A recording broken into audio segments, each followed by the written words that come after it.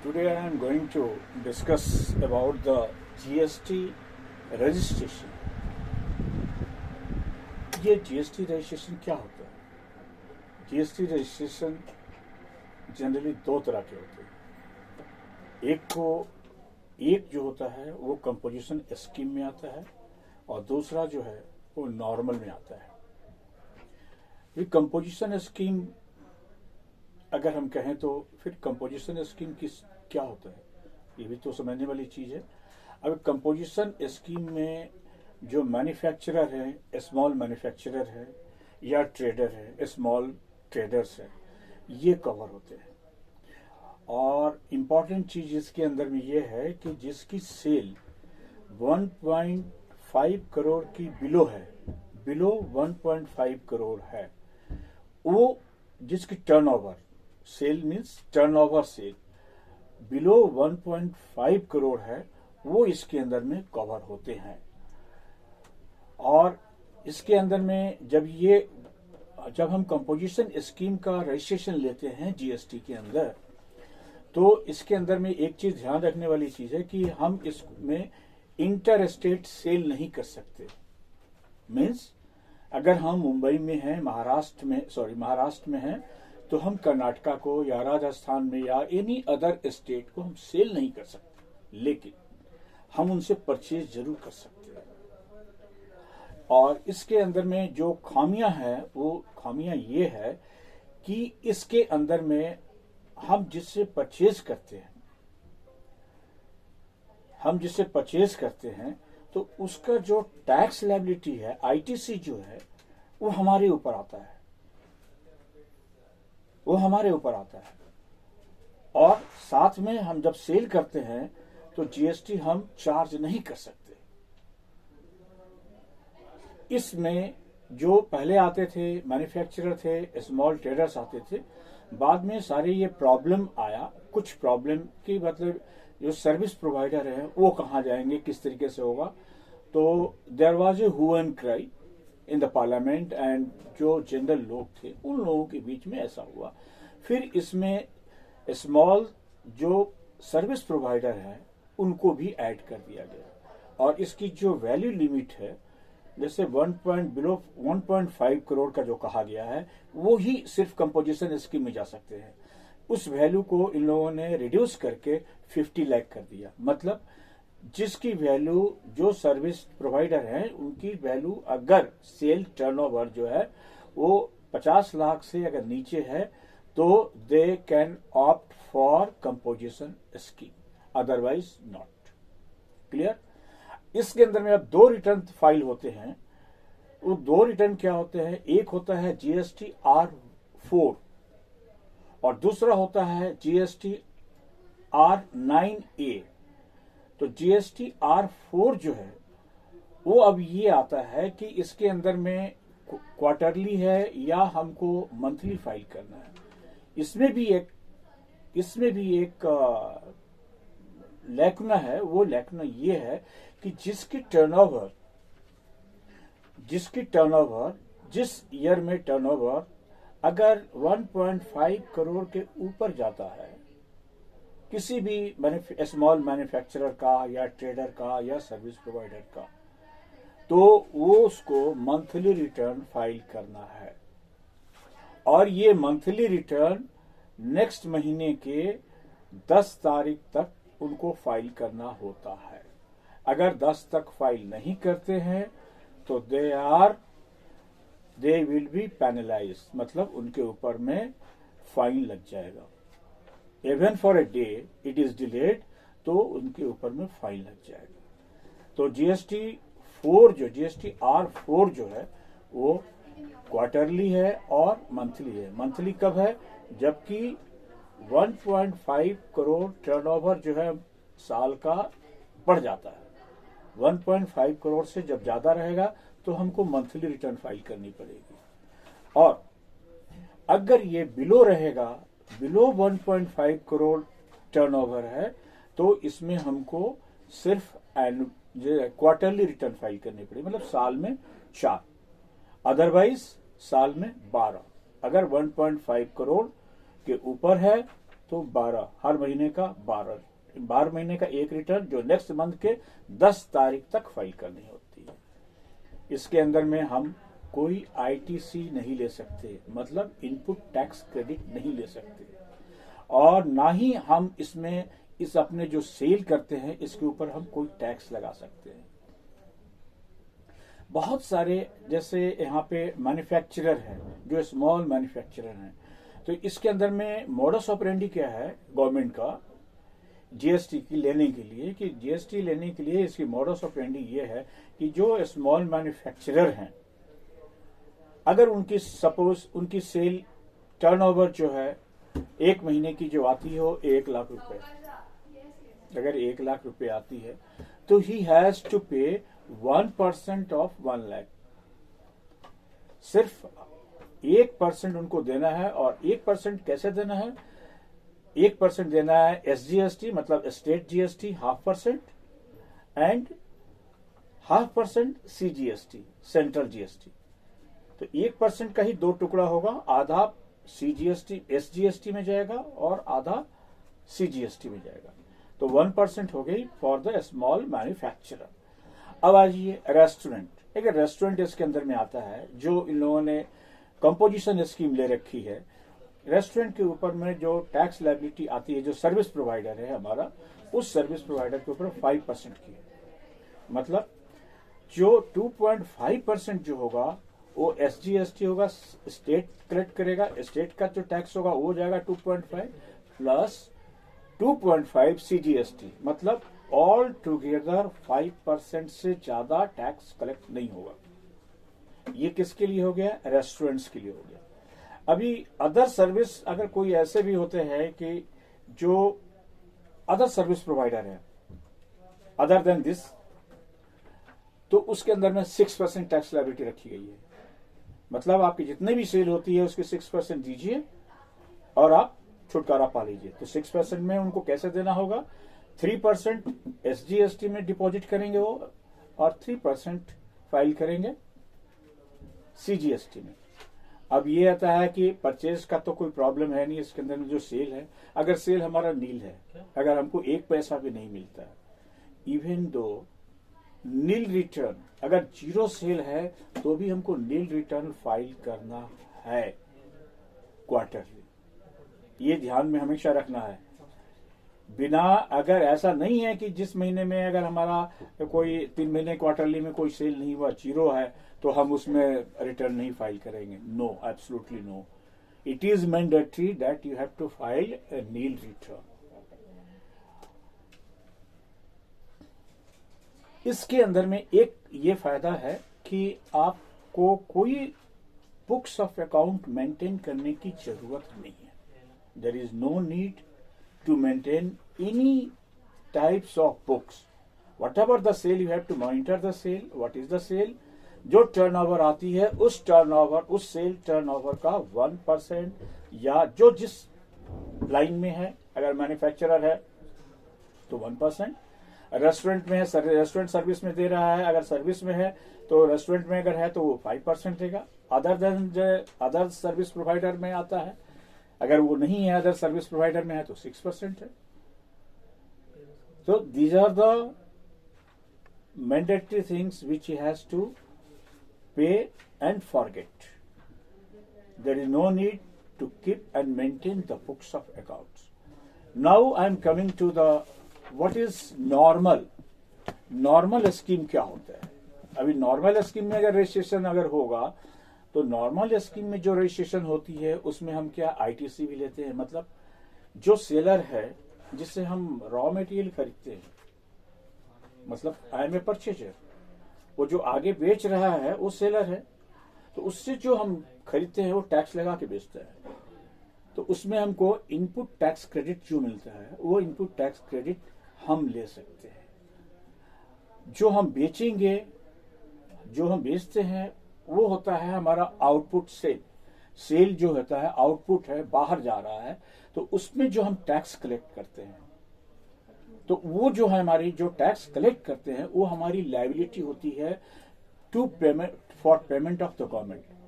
Suppose हमने sale किया है और उसमें हमको 100 रुपए आउटपुट सेल में हमको टैक्स लायबिलिटी है हमारे जीएसटी के ऊपर, और हमें इनपुट क्रेडिट से जो माल हमने रॉ मटेरियल लिया है वो हमने सिर्फ 20 रुपए का लिया है, 20 रुपया ही टैक्स दिया है।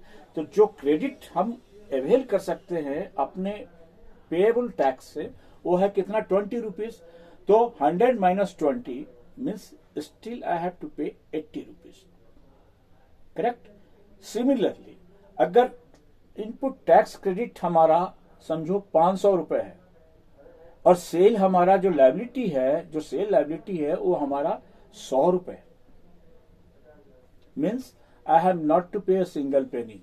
मीन्स हमारी आईटीसी जो है उसमें से 100 रुपए पेमेंट हो जाएगी और 300 रुपए जो है हमारे पास, 400 रुपए अगर मिला है तो 400 में 100 रुपए जाएगी वहां, 300 रुपए हमारे पास में आईटीसी की बैलेंस रह जाएगी, which will be accommodated in the next month.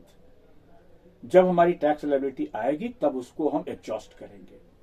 Otherwise, it is lying in my account. It is as good as money lying in your bank account. Clear? अब इसके अंदर में क्या होता है कि हमें 2 रिटर्न फाइल करनी होती है। वैसे रिटर्न कौन कौन से आगे हम बढ़ेंगे। इंपॉर्टेंट रिटर्न जैसे स्टार्ट है वो है GSTR 3B। Note it, GSTR 3B। ये रिटर्न जो है ये आईटीसी की डिटेल होती है इसमें, मतलब इनपुट टैक्स क्रेडिट जो होते हैं ना उसके सारे डिटेल इसके अंदर में आते हैं और सेल की समरी रहती है। इनवॉइस वाइज डिटेल नहीं होता है इसके अंदर, इसके अंदर में सेल की समरी होती है। अगर सेल हमारी 0 है तो टैक्स लायबिलिटी अगर 0 है एवन हमको नील रिटर्न फाइल करनी है। और ये रिटर्न जो है मंथली रिटर्न आपको फाइल करनी है, मंथली रिटर्न फाइल करनी है before up to 20th of next month. जैसे अभी हमारा अगस्त चल रहा है तो अगस्त का इस महीने का जो सेल का जो हमें रिटर्न फाइल करना होगा वो 20 सितंबर तक, ऑन और बिफोर 20th सितंबर, मतलब ये रिटर्न हमको फाइल करनी है, अदरवाइज हमको फाइन लग जाएगा। क्लियर है? तो मतलब अगर नील रिटर्न भी है तो भी हमको फाइल करनी है, नहीं है तो भी फाइल करनी है। This is clear. इसी के अंदर अब आ जाइए, नेक्स्ट जो रिटर्न हमें फाइल करनी होती है वो होती है GSTR1। अब GSTR1 जो होता है दिस पर्टेन्स टू सेल। जो हम सेल करते हैं अपने यहां से, जो भी मैन्युफैक्चरर है, जो भी मैन्युफैक्चरर जिसने ये रजिस्ट्रेशन ले रखी है, और तो वो जो सेल है वो हमें एक एक बिल वाइज डिटेल इसके अंदर में फिलअप करनी होती है। बिल वाइज कंप्लीट डिटेल अपने को फिलअप करनी होती है and it is mandatory, this is also mandatory. लेकिन इसके अंदर में 2 कंडीशन आ जाते हैं। अब ये कंडीशन क्या है कि अगर सेल जो है बिलो 1.5 करोड़ है, I repeat, cell below 1.5 crore तो मंथली रिटर्न फाइल करनी है। अगर सेल एबव 1.5 करोड़ है, sale above, I am so sorry, मैंने कहा सेल बिलो 1.5 करोड़ है तो क्वार्टरली है, और सेल एबव 1.5 करोड़ है तो मंथली है। इसकी रिटर्न ड्यू डेट है नेक्स्ट मंथ की, जैसे अब अगस्त का सेल है तो नेक्स्ट मंथ का 10 तारीख मैंडेटरी है। अब क्वेश्चन यहां आता है कि ये सेल यहां भी है और सेल हमने 3B में भी देखा कि सेल की समरी देते हैं। तो सेल की समरी और ये जो दिखाते हैं, जो हम यहाँ रिटर्न जो फाइल कर रहे हैं 3.1 में, तो ये जो करता है कि डिपेंड इसके ये जो है टोटल डिटेल सेल का समरी का इसके अंदर में पूरा डिटेल्स होता है। हमने वहां समरी दिया और इसको मैच होना चाहिए। अभी समझो 100 रुपए का सेल आता है यहाँ, तो 100 रुपए का यहाँ भी आना चाहिए, करेक्ट। तो चूंकि ये बिल अगर थोड़ा भी मिसमैच होगा तो आपको ये कंट्राडिक्शन दिख जाएगा और ये रिटर्न आपका डिफेक्टिव हो जाएगा। ओके, तो इसकी ड्यू डेट कितनी है? 10th of next month, correct है। अब क्वेश्चन ये आता है कि 3B पहले फाइल करें या R1 फाइल करें, मीन्स GST 3B पहले फाइल करें या GST R1 पहले फाइल करें। Either of the two, it is your choice, because date is fix, filing date is fix, 10th of every month and 20th of every month. So as far as the GST 3B is concerned, 20th is every month, next month, 20th of every next month. तो आप चाहे पहले वो पहले ये file कीजिए, चाहे वो फाइल कीजिए, बट इसके ड्यू डेट पे आपको करना है। तो बट नेचुरल आपको 3-1 में इसमें GST R1 में ही जाइएगा आप, जो 10th ऑफ मंथ है, उसके बाद ही आप जाएंगे GST 3B में। क्लियर? मतलब ये हो गया कि अगर हमको मंथली रिटर्न फाइल करना है GST R1 का, पहले आ जाइए GST 3B में। तो GST 3B में अगर ये मंथली रिटर्न कर रहे हैं, ओके, तो जब मंथली रिटर्न कर रहे हैं तो कितना आएगा? 12।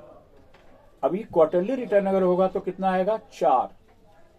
उसी हिसाब से GST R1 में ये जो रिटर्न है वो महीने का, साल का कितना हो गया? 12, करेक्ट। अगर ये क्वार्टरली होगा तो 4 प्लस इसके अलावा हमें एक annual GST R1 return file करनी होती है, GST R9। This is the annual return. ये इसके अंदर में इट इज द, ये जो GST रिटर्न है, जो यहाँ पे हम परचेज करते हैं, सेल्स करते हैं, और जो टैक्स लाइबिलिटी, इनपुट लिया, आउटपुट लिया, ISD लिया, input service, ISD means input service distributor, और IST is input service, ITC means input service credit, tax credit, input ITC means input tax credit. Clear? तो ये एक एनुअल रिटर्न हो गई जो हर साल आपको फाइल करने हैं। उसके अलावा एक रिटर्न होती है GST R2A। In fact it is not required to be filed. ये रिटर्न जो है ऑटोमेटिक, ये रिटर्न ऑटोमेटिक जनरेट होती है। अब आप पूछेंगे जनरेट कैसे होती है ऑटोमेटिक? तो ये जो है ना, ये जो GST 2RA जो है ना, it is the reflection of आप सेल जहां से होता है, स्टार्ट में जहां से आप परचेज करते हो, कोई भी आइटम आप परचेज करते हो, तो वो आदमी क्या करता है, वो अपने सेल कर रहा है ना, ठीक है। सपोज आप सेलर हो, आप मुझे बेच रहे हो, तो मैं परचेजर हो गया। तो मतलब जो सेल कर रहा है वो आदमी GST R3B फाइल करेगा, करेक्ट है। ये जो फाइल करेगा तो उसके अंदर में आपकी सेल्स की रिपोर्ट आएगी, ITC की रिपोर्ट आएगी, उसमें इनपुट टैक्स क्रेडिट की रिपोर्ट आएगी। तो ये इनपुट टैक्स क्रेडिट वो आदमी जब भर देगा ना, जब वो रिटर्न में फाइल कर देगा, तो उसकी रिफ्लेक्शन इसके अंदर में दिख जाएगी आपको। मतलब आपको तभी इसकी क्रेडिट भी ITC की तभी मिलेगी जबकि वो सेलर जो है अपनी GST R3B जो है वो रिटर्न फाइल करता है, और उसके अंदर में वो दिखाता है कि हाँ ये हमने पेमेंट किया। तो वो जैसे बिल वो दिखाएगा वहां पे, उसकी रिफ्लेक्शन आपको यहाँ आ जाएगी। अब इसके रिफ्लेक्शन आने के बाद आप ITC की क्रेडिट ले सकते हैं। अगर नहीं तो आप उस पार्टी को ये कह सकते हैं कि भैया आपने भेजा नहीं है, अभी तक रिटर्न नहीं भरा है, आप भरो, मुझे ITC क्रेडिट लेनी है। तो आपके कहने पे अगर वो सही चीज होगा, सेल किया होगा, तो नेक्स्ट मंथ में वो भरेगा। अगर छूट गया होगा उससे तो नेक्स्ट मंथ में भरेगा। फिर वो उसके भरने के बाद जब आपकी रिफ्लेक्शन होगी तो आप उसकी ITC की क्रेडिट अपने बुक्स ऑफ अकाउंट में ले सकते हैं। क्लियर है? और ये कहां, ये किसकी सेल होगी? ये सब रजिस्टर्ड पर्सन की होगी। जो आदमी रजिस्टर्ड है, मतलब GST से रजिस्टर्ड होना चाहिए उसको, तभी वो सेल कर सकता है, तभी वो टैक्स कलेक्ट कर सकता है। अगर वो रजिस्टर्ड नहीं होगा तो टैक्स नहीं कलेक्ट कर सकता है। जैसे आपने देखा इसके अंदर में कंपोजिशन स्कीम में वो नहीं कर सकता है। ओके, क्लियर है यहाँ तक? नाउ अब रिटर्न आती है, जैसे अपने इसमें हमने टोटल देखा अभी क्या, 4 रिटर्न देखा हमने। 4 रिटर्न क्या देखा हमने नॉर्मल में? 3B देखा, GSTR3B, आई रिपीट GSTR3B, दूसरा है GSTR1, तीसरा है GSTR2A और एनुअल रिटर्न 9। ये 4 तरह के रिटर्न हो गए। अब आता है और कंपोजिशन स्कीम में कौन सा है? कंपोजिशन स्कीम में जो GSTR4 है और एनुअल जो है GSTR9A है, करेक्ट है। अब आता है व्हाट इज GSTR5। ये GSTR5 रिटर्न जो है, it is a monthly return, sorry it is a monthly return to be filed by the NRI। अगर कोई भी NRI, नॉन रेजिडेंट इंडियन, अगर कोई इंडिया में आके बिजनेस करता है, ये उसके लिए एप्लीकेबल है। और नेक्स्ट आते हैं GSTR6, ये होता है ISD। ये ISD क्या होता है? Input service distributor. अभी हमने क्या देखा? इनपुट टैक्स क्रेडिट, वहां देखा इनपुट सर्विस डिस्ट्रीब्यूटर। अभी इनपुट सर्विस डिस्ट्रीब्यूटर कौन होते हैं भाई?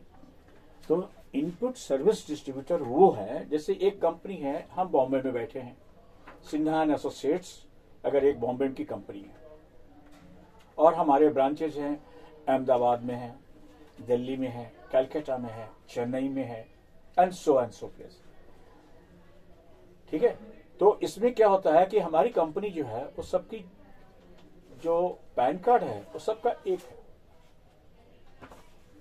अभी हमने जो सर्विस जहां लिया है, समझो हमने अगर कोई यहां लिया है या दिल्ली में लिया है, या मतलब हमने कोई क्रेडिट हमारे पास में, तो हमारे पास में ISD है, तो ISD मतलब हम इनपुट सर्विस डिस्ट्रीब्यूटर है। तो मतलब कि जो इनपुट सर्विस जो है, वो जो टैक्स उनको जो कलेक्ट हुआ है उसको हमको डिस्ट्रीब्यूट करनी है, तो वो कहाँ कौन कैसे कैसे क्लेम करेगा। तो जिस ऑफिस ने हमारी जहां से भी जितनी सर्विस दी होगी वो रेशियो निकाला जाता है। उस रेशियो से 4 है, अगर 4 ने बराबर दी है तो इक्वली डिस्ट्रीब्यूट होगा सब में, ठीक है। और क्रेडिट होगा HO में, जैसा हमारे पास है सिन्हा एंड एसोसिएट्स बॉम्बे में है तो बॉम्बे में क्रेडिट होगा। लेकिन अगर 4 सर्विसेज 4 जगह से हमारी सर्विस मिल रही है, 4 जगह से दिया है और इक्वली मिला हुआ है, तो हम इक्वली डिस्ट्रीब्यूट करेंगे। तो वो जो है उनकी सर्विस जो टैक्स लायबिलिटी होगी वो इक्वली वो उतना ही अमाउंट से पेमेंट वो करेंगे अपने।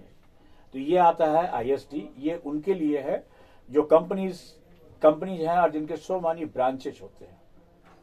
तो इसमें ISD का जो फैक्टर आता है वो आता है इनपुट सर्विस डिस्ट्रीब्यूटर, जो कलेक्ट करता है एक जगह और उनके सारे मेन ऑफिस में, हेड ऑफिस में, और जो ब्रांचेज होते हैं उनके अलावा वहां पे होते हैं जहां से वो डिस्ट्रीब्यूट करते हैं। रेशियो जो भी होगा, जो लागू हुआ, जिस समय जिसकी जितनी सर्विस होगी उतनी लगाई जाती है। So now it is clear that how many returns are required to be filed and who are the person can be registered with the GST।